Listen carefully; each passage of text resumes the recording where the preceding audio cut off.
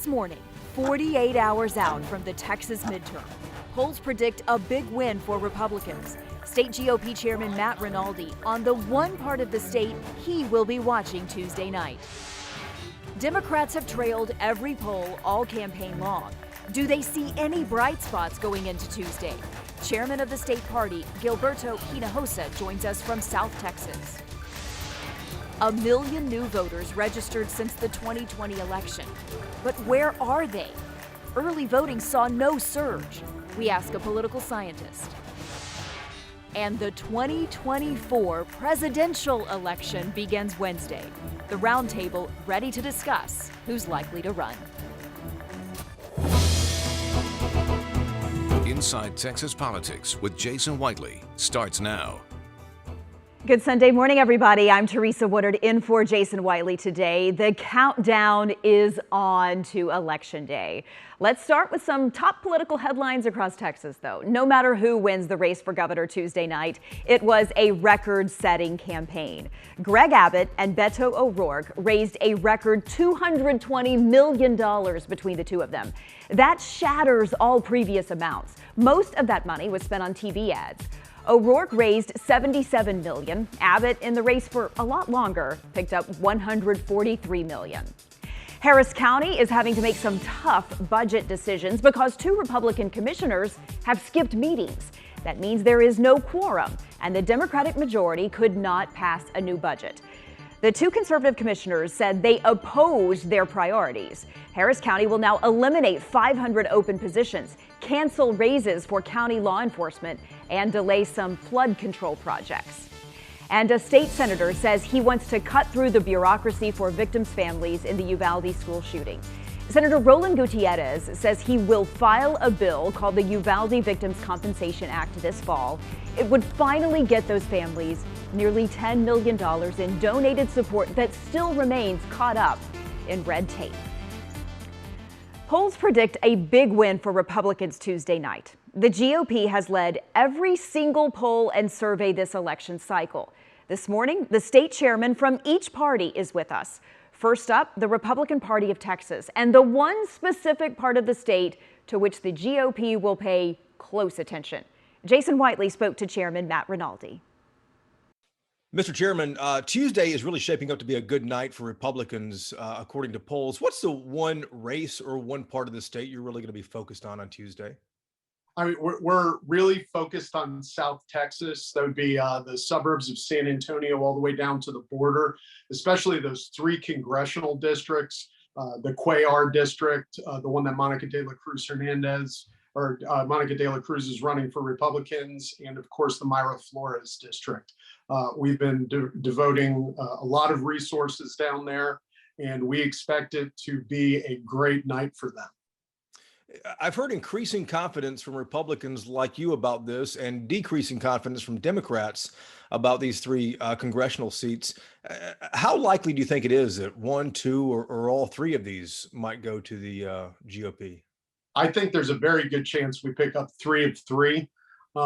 Monica De La Cruz was looking very solid very early.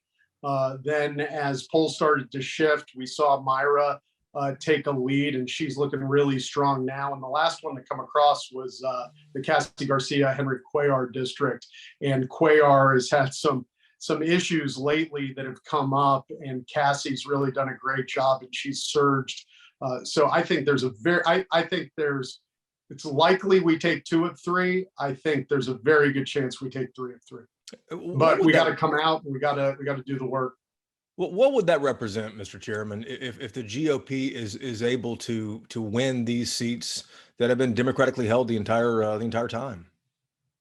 I think it's strong, and I think it points to dissatisfaction with the Democrat Party in their focus at a time when families are suffering, when working class families are dealing with inflation and high gas prices, when we're seeing rising crime in the cities and an open border that the Biden administration is doing nothing about. We're seeing that the Democrats aren't talking about those things. They're talking about things like January 6th and climate change. They're not talking about what affects the majority of working class Texas families, both in the Valley and everywhere across Texas. You're seeing that play out in the polls. You're seeing that play out in the polls nationwide.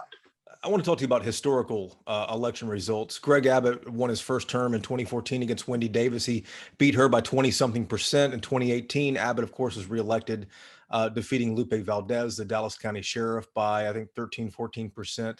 And polls are showing that the race against Beto O'Rourke might be 8-10%. The trend line is working against Republicans. What do you do with that as the chairman of the Republican Party of Texas? Well, I think the long-term trends based on what we're seeing in the Valley and what we're seeing with working class Texans coming over to the Republican Party, I think this political realignment is going to play heavily in our favor in the state of Texas. I think you will see over the next 2-3 election cycles, Republicans turn that trend line around. I think you're going to see us gain election after election. And you know what? It is not beyond the realm of possibility that Governor Abbott may outperform his 2018 performance. So let's wait to see what happens on election day. Mr. Chairman, we appreciate it. Good luck to you. Thank you. I appreciate it. We'll hear from the state Democratic Party chairman in just a moment. But first, let's talk about an issue that Democrats have made central to their campaigns, that law enforcement failure in Uvalde. The Texas Tribune and ProPublica obtained new recordings of 911 calls from inside Robb Elementary. Ian Vitra is the senior managing editor at the Trib, and he's joining us from Austin this morning. Good to see you, Ian. For viewers who maybe have not heard those recordings yet, and it's understandable because they're difficult to listen to, what new details were revealed? Yeah, in this investigation of these, the Tribune and ProPublica looked at listened to about 20 emergency calls, exchanges between dispatchers and police, and basically, just the urgency and the desperation from the callers, teachers, and others, and of the situation, which was a very fraught situation, obviously. But really, what came out to was just clear challenges when it came to the lack of incident command. And I think another part of this was just the overwhelming response. It just really kind of showed just the chaotic situation, but also because of the lack of clear incident command in the situation, just kind of the chaos that ensued, and just kind of what led to the wait before going in, and the confusion about what to do. Really, these calls really just kind of brought a new layer of just transparency about that. Absolutely. And quickly, there's a new state report on maternal mortality that's overdue. Maybe won't come out until the 2023 legislative session. What does that delay mean?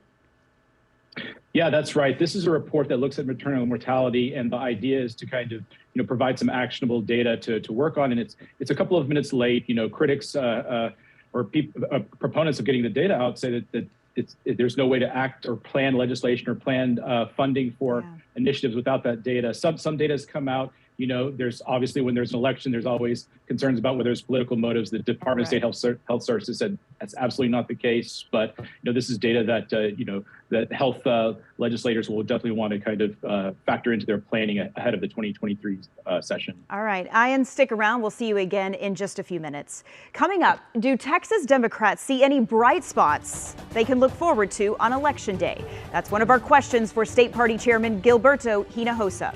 And Wednesday marks the beginning of the 2024 presidential race. Our roundtable will weigh in with predictions on how that will shape up just a little later. Plus, Whiteley and Wheeler had a few days off, so I am taking over Yolitics. The latest episode is an honest look at elections from the county administrators across the state who run them. Some of their admissions caught us off guard. Yolitics is ready to download this morning wherever you get your podcasts.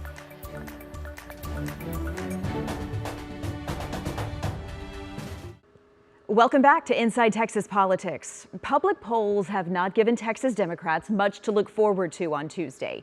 What would a win look like this week?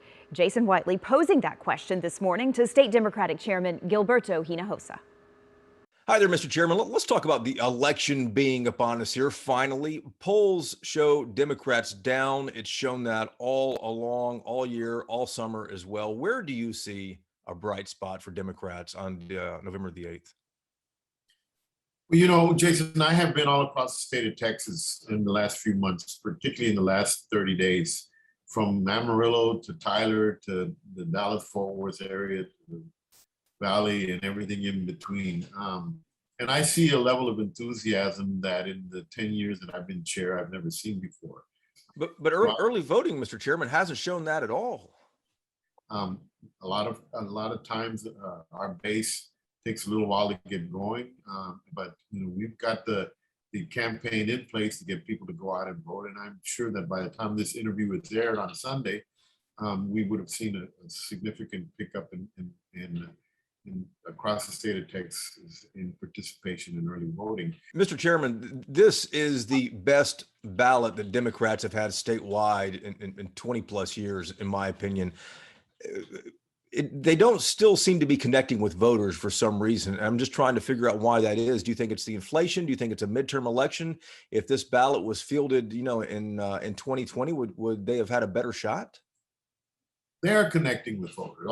I think I've seen, for example, Beto having rallies across the state of Texas where, the numbers that are showing up at these rallies are unprecedented. Last night I was with Beto in Harlingen. We had 500 people at this rally. I mean, I believe that you're talking about polls that don't really measure the level of enthusiasm for our candidates and measure really what's happening out there. You're going to see people are going to turn out and vote for the Democrats up and down the ticket. I mean, they're tired of Greg Abbott. They're tired of all the mistakes he's made. They're tired of what happened when all these children were murdered in Valda and him not lifting a finger to try to help create a safer environment for our children in our schools. It's been 23 weeks since all these children died, and he hasn't done a thing. Let me ask you about those 3 South Texas congressional districts. I've heard from Democrats and Republicans who both say it looks like that Republicans might, take 1, 2, or potentially all 3 of these seats. What struck me is that Democrats have told me that as well. Of course, Myra Flores won the special election for the seat that stretches along the coast there. But do you expect that Republicans might chip away at those 3 congressional seats? Not unless dark money works. Not unless when you spend, for example, Myra Flores has spent over $6 million up to now, $6 million in negative advertising against Vicente Gonzalez. To this day, we don't really know what Myra Flores stands for. She's never been willing to engage in a debate. She never comes out and talks about the issues that affect the people in the Rio Grande Valley. She's never been someone that has allowed us to be able to hear what she stands for. And it's one commercial after another. Yesterday alone, Jason, I got three separate mail outs from her in my house. Last week we got 4 or 5. Every single mail out costs thousands and thousands of dollars. If I have gotten any less than 25 mail outs from her in the last 30 days or last 15 days, I would be surprised. So are you concerned that that's going to work though? Well, no, I don't believe people are going to believe the lies this person spread. I mean, look, you're going to vote for somebody if you know who they are. We don't know who Myra Flores is. We don't know her. I've never seen this person give a speech anywhere and talk about the issues. You look at her advertising. She says she's going to fix the border. How? She says she's going to fix inflation. How? She says that she is going to make for better schools. How? Or health care. I mean, her party has stood in the way of accepting, billions of dollars in expanded Medicaid. She believes in this. She supports this. Where is she going to help? Is she going to help the people in the Rio Grande Valley in the area of healthcare when actually what they've done is the opposite? People know that. People suffered through the pandemic. They saw what happened when they didn't have access to healthcare and they got sicker and people died. I mean, people are not stupid. That kind of advertising turns them off, and I don't believe that it's going to get them elected. And if it would, there's something deeply wrong with the system that allows that. Mr. Chairman, we appreciate the time and good luck to you on Election Day. Thank you. For weeks, campaigns from both parties have talked a lot about the 1 million new voters they have registered since 2020. But early voting turnout was down, and everyone is asking where those voters are. Here's Jason Whiteley again, putting that question to Professor Kimmy King at the University of North Texas. Professor King, much has been made about 1 million new voters on the rolls since the 2020 election, but we see the beginning of early voting, and a lot of people like myself are asking, where are they? They have not turned out. That's absolutely clear. It will be interesting to see what happens on election day. The mantra that was put out by the Republican Party was that it would be better for Republicans to wait and vote on election day. Democrats traditionally are the ones that turn out for early voting. What's not clear here is the impact that perhaps changes to the voting laws have had. Remember, there were reforms put in place because Republicans were unhappy about what happened in the 2020 election. And so folks are scrambling around trying to figure out whether or not in some way that has contributed to lower voter turnout. But even given those restrictions, and we won't know the impact for a while, it is still clear that turnout is just not where we saw in terms of mobilization for the Democrats back in 2018. How surprising is that to you? I'm kind of stunned by it, actually, in part because there was so much mobilization over the summer and because you saw that divide, that gap grow between Democrats and Republicans so quickly, beginning about the end of September through all of October. It's almost as if independents finally made up their mind, and those folks that weren't sure whether they wanted to vote at all decided that maybe they went ahead and registered and that it just wasn't going to be worth it. There is a dominant attitude that folks think that their vote does not count, but in actuality, your vote is more likely to count in the midterm elections because fewer people vote. Yet, despite that, here's where we are with voter turnout. Here's where we are indeed. Professor King, thank you so much. You betcha. We haven't even had the midterm election yet, and already people are talking about 2024. So we will join in that conversation and look ahead next on the Roundtable. It is time now for Reporters Roundtable, where we try to put the headlines in perspective each week. Ian is back with us from the Texas Tribune. Also with us each week is Bud Kennedy from the Fort Worth Star-Telegram and the lovely Bernadine Steptoe, the WFAA political producer up here in Dallas. It's great to see all of you this morning. We appreciate it. I know that the 2022 election is not over, but you know how we do things. We've got to be forward looking. So we're going to talk 2024. Talk is definitely growing that Donald Trump could announce for president after the midterms. We're wondering, will Greg Abbott or Ted Cruz challenge him? Ian, what do you think? Yeah, it's never too early to talk about 2024, is it? And Ted Cruz has actually kind of addressed this pretty directly in terms of, it addressing Donald Trump and basically saying anyone who's not factoring them in, I think even in his words, was be kind of idiotic. And so I think, Cruz is very much addressing it that way. Greg Abbott, of course, has been much more, focused on his reelection campaign. So they're playing their cards close to their vest. But I think, another name to also remember about this is Ron DeSantis, who's actually been getting a lot of hype too for 2024. So I think that'll factor into some of the decision making as well. Yeah, there's definitely a lot of names that are being tossed about. Bud, take out your crystal ball. What do you think? Well, Teresa, I think we'll see both of them in Iowa in January, trying to at least see how much interest there is. Both of them, I saw both at rallies this week. The contrast was pretty striking. Cruz is very bombastic, evangelical. It's like he's trying to out-Trump Trump, very forceful. On the other hand, Greg Abbott in his rallies is very managerial, very calm. If you're looking for somebody who's a contrast to Donald Trump, Greg Abbott is that contrast. Yeah. All right, Bernadine, your take, and how do you think Texans would vote in this case?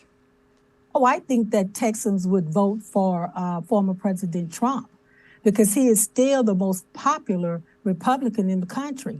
However, I'd be surprised if Governor Abbott or Senator Cruz jumps into the race if Trump does declare. But we'll know that when President Trump decides that that's what he wants to do. Yeah. But I don't see them getting in it. All right, Bernadine, good take there. Let's talk about this election, the one that's right upon us. The polls for the election really have consistently shown Republicans winning easily in Texas. Ian, turnout also seems to reflect that there's not a lot of energy in this election. But do we think that the polls could be flawed? Should we trust them?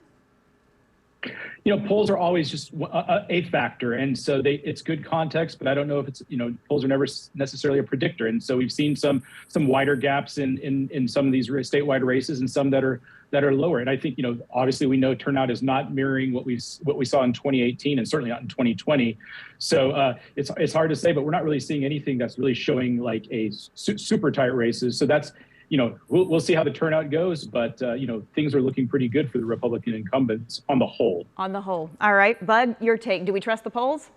Well, some of this is not just polls, it's actual early vote patterns, and the early vote is heavy in Republican areas. The question is whether any of that vote is a backlash against something. People who've been Republican voters who are voting the other way for some reason this time. The only way polls can be wrong is if the people who were polled lied. And that is what happened in Kansas with the abortion vote there. Right. There were about 10% of the voters in Kansas said they were going to vote pro-life, but voted pro-choice. Even that much wouldn't swing these elections. All right, Bernadine, very quickly, 10 seconds. Should we trust the polls? We'll know on election day because turnout is very, very important, and we still have election day to go. That's the truth. So I think that we'll just wait and see. Until the votes are in, we don't know the results. All right, Bernadine, Bud, and Ian, we appreciate it. Thank you so much for watching this morning. Go vote if you have not already, and have a great week.